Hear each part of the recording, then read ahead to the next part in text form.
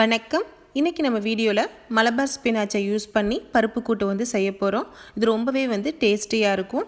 நம்ம இந்த மாதிரி வந்து கொடி பசலை கீரையை நம்ம எடுத்துகிட்டு இதில் உள்ள வந்து கீரையை மட்டும் நம்ம இலைகளை மட்டும் வந்து நம்ம இதை வந்து கட் பண்ணி எடுத்துக்கலாம். இப்போது இலைகள் எல்லாத்தையுமே நம்ம வந்து கட் பண்ணி எடுத்தாச்சு.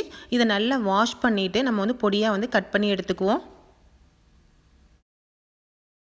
இப்போது பசலைக்கீரை பருப்பு கூட்டு பண்ணுறதுக்கு நம்ம அடுப்பில் பாத்திரத்தை வச்சுட்டு 1 டீஸ்பூன் அளவுக்கு வந்து எண்ணெயை சேர்த்துக்கலாம். எண்ணெய் நல்லா காஞ்சி வந்த பிறகு 1 டீஸ்பூன் அளவுக்கு கடுகை நம்ம வந்து சேர்த்துருவோம். கடுகு கூடவே 1 டீஸ்பூன் அளவுக்கு உளுந்தையும் நம்ம சேர்த்து நல்லா கடுகும் உளுந்தும் பொரிஞ்சு வரட்டும். இப்போது கடுகு உளுந்து நல்லா செவந்து வந்துருச்சு. இந்த டைமில் நம்ம 2 கொத்து கருவேப்பிலையும் 2 வரமிளகாவையும் சேர்த்து வதக்கிக்குவோம். ஒரு பெரிய வெங்காயத்தை கட் பண்ணி வச்சுருக்கேன். இதையும் சேர்த்து நம்ம வந்து வதக்கிக்கலாம். வெங்காயத்தை நீங்கள் அதிக நேரம் வதக்கணும்னு அவசியம் இல்லை. ஒரு 2 நிமிஷம் வதக்கினாலே வந்து போதுமானதாக இருக்கும். இது கூடவே வந்து ஒரு தக்காளியும் கட் பண்ணி நம்ம வந்து சேர்த்துக்கலாம். தக்காளி வதங்கி வர டைமில் கூடவே வந்து 3 பச்சை மிளகாவையும் சேர்த்துக்கிறேன். நான் இன்றைக்கி காரத்துக்காக இந்த வரமிளகாவும் பச்சை மிளகாய் மட்டும்தான் வந்து சேர்க்க போகிறேன். அதுக்காக உங்களுடைய காரத்துக்கு தகுந்த மாதிரி நீங்கள் மிளகாவை சேர்த்துக்கோங்க. இப்போ வாஷ் பண்ணி கட் பண்ணி வச்சுருக்க மலபார் ஸ்பினாச்சையும் நம்ம இதில் சேர்த்து வந்து வதக்கிக்கலாம். கூடவே வந்து ஒரு 1/2 டீஸ்பூன் அளவுக்கு உப்பையும் சேர்த்து வதக்கிக்குவோம்.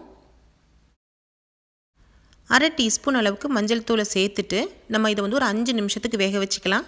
இது கூட வந்து தண்ணியெல்லாம் சேர்க்கணுன்னு அவசியம் இல்லை. நம்ம வந்து தக்காளி அந்த ஸ்பினாச்லேருந்து வர தண்ணியை வந்து வேகிறதுக்கு வந்து கரெக்டான அளவில் இருக்கும். இப்போது ஸ்பினாச் சேர்த்து 5 நிமிஷம் ஆச்சு. வேக வச்ச 1 கப் பருப்பை வந்து இது கூட வந்து சேர்த்துக்கலாம். துவரம்பருப்பை மஞ்சத்தூள், ஜீரகம், பெருங்காயம் எல்லாம் நம்ம வந்து வேக வச்சு வந்து ஏற்கனவே வச்சாச்சு. இதை நம்ம வந்து இப்போ சேர்த்தாச்சு. உங்களுக்கு தண்ணி தேவை அப்படின்னா கொஞ்சமாக தண்ணியும் சேர்த்து நம்ம வந்து கலந்துக்கலாம். இது ஒரு 5 நிமிஷத்துக்கு நம்ம வந்து கொதிக்க விட்டுறலாம். நான் இன்றைக்கி இந்த பருப்பு கூட்டுக்கு வந்து மிளகாத்தூள் எதுவுமே வந்து சேர்க்கல. உங்களுக்கு இன்னும் கொஞ்சம் காரம் அதிகமாக தேவை அப்படின்னா வந்து கொஞ்சம் மிளகாத்தூளையும் நம்ம வந்து சேர்த்துக்கலாம். இப்போ நல்லா வந்து பருப்பு கொதித்து வந்துருச்சு. இந்த டைமில் நான் வந்து ஒரு 1/4 கப் அளவுக்கு வந்து தேங்காய் துருவலை இது கூட வந்து சேர்த்து நம்ம வந்து கலந்துக்கலாம். தேங்காய் துருவலை நம்ம இந்த மாதிரி லாஸ்ட்டாக வந்து கொஞ்சமாக சேர்த்து செஞ்சோம் அப்படின்னா வந்து ரொம்பவே வந்து டேஸ்டியாக இருக்கும். தேங்காவை சேர்த்து ஒரு 2 நிமிஷத்துக்கு அடுப்பை சிம்மில் வச்சுருந்துட்டு நம்ம வந்து ஸ்டவ்வை வந்து ஆஃப் பண்ணிடலாம். இப்போ லாஸ்ட்டாக கொஞ்சமாக கொத்தமல்லி இலையும் நான் வந்து சேர்த்துக்கிறேன். சேர்த்துட்டு நம்ம வந்து ஸ்டவ்வை வந்து ஆஃப் பண்ணிடுவோம்.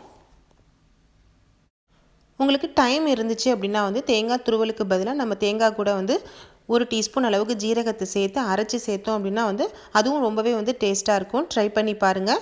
இப்போ நல்லா சூப்பராக வந்து மலபார் ஸ்பினாச் பருப்பு கூட்டு வந்து ரெடி பண்ணியாச்சு. ஃப்ரெண்ட்ஸ், உங்களுக்கு இந்த வீடியோ பிடிச்சிருந்துச்சுன்னா லைக் பண்ணுங்கள். உங்கள் நண்பர்களுக்கெல்லாம் ஷேர் பண்ணுங்கள். கூடவே நம்ம சேனலை மறக்காமல் சப்ஸ்கிரைப் பண்ணுங்கள். தேங்க்யூ.